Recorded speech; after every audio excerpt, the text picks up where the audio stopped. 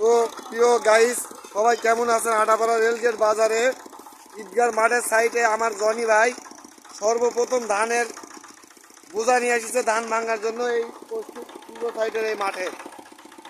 তো ধান ভাঙার ভিডিওটা দেখেন সবাই।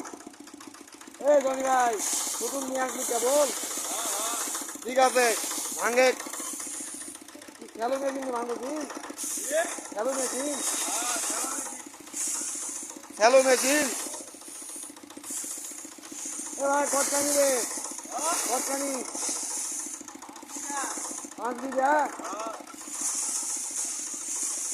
আরে মোর আসলে 3 বিঘা, ভাঙা পাবো নাই।